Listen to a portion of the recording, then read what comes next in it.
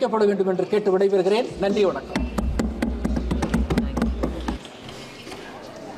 Miss Kangana Ranaut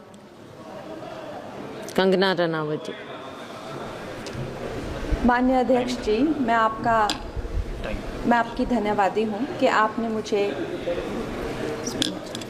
आपने मुझे railways amendment bill 2024 पर अपने विचार रखने का मौका दिया। माननीय रेल मंत्री श्री अश्विनी वैष्णव जी द्वारा प्रस्तावित इस बिल का मैं स्वागत करती हूँ। जैसे कि हमारे प्रधानमंत्री श्री नरेंद्र मोदी जी हमेशा ही कहते हैं कि सरकार का काम होना चाहिए जो लोगों के जीवन में सरलता लाए, चाहे वो लॉज हो, ब्यूरोक्रेसी हो या सरकार के दफ्तर हो, उनके लिए वो एक्सेसिबल होने चाहिए और उनके लिए जो है वो किसी तरह का स्ट्रेस जनरेट ना करें और इजीली अवेलेबल होने चाहिए।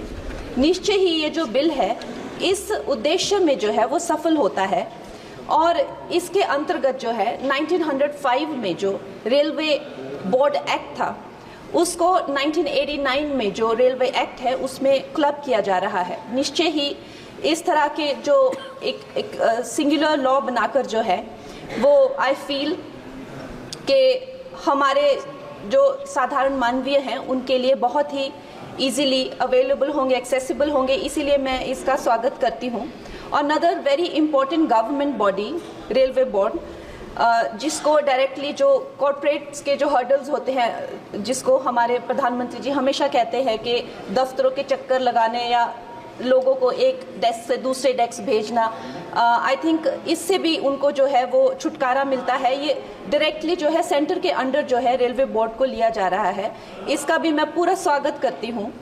और उसके साथ ही वंदे भारत की जो हमारी जो ट्रेन्स हैं वो हमारे लिए आत्मनिर्भर भारत आधुनिकीकरण का एक बहुत बड़ा, एक प्रभावशाली उदाहरण, एक चिन्ह बनकर आई हैं सामने। और जब 68 वंदे भारत जो है भारत को दी गई थी तो उसमें से एक वंदे भारत हमारे हिमाचल जैसे छोटे से प्रदेश को भी दी गई थी, ऊना शहर में। उसके साथ ही मैं जानती हूँ कि हिमाचल बहुत ही एक दुर्गम क्षेत्र है, मगर जिस तरह से हमारी सरकार भारतीय जनता पार्टी जम्मू कश्मीर हो गया या और पहाड़ी इलाके हो गए, उनमें जो है इतने ज़्यादा रेल प्रोजेक्ट्स जो है वो लॉन्च कर रहे हैं, उसी के साथ भी हमें भी हिमाचल के लिए बहुत ज़्यादा जो है वो सर्वेज हो रहे हैं, रेल का बजट मिला है। शिमला हो गया या धर्मशाला, कांगड़ा और बैजनाथ हो गया, ऐसे न जाने बहुत सारी जगहों पे, हमीरपुर जैसी जगहों पर जो है बहुत सारे प्रोजेक्ट्स आ रहे हैं। लेकिन मैं माननीय मंत्री जी का ध्यान मैं मंडी क्षेत्र की तरफ लाना चाहूँगी। एक्चुअली मंडी क्षेत्र 60 to 70% ऑफ जो हिमाचल का जियोग्राफिक एरिया है वो मंडी क्षेत्र में ही आता है और हमारा जो क्षेत्र है उसमें अभी तक इस तरह का ना कोई सर्वे हुआ है ना सुविधा है। अगर हमारे क्षेत्र में अगर चाहे वो सेंट्रल मंडी अगर दिल्ली से जुड़ता है या चंडीगढ़ या चाहे अंबाला जैसी 2-3 जगहों से भी अगर हमें जोड़ा जाए तो हमारे हिमाचल की जो प्रगति और विकास है उसमें हमें बहुत सहायता मिलेगी। और उसके साथ ही मैं बहुत बहुत बधाई देती हूँ हमारे मंत्री जी को for 2024 railway amendment bill. Thank you.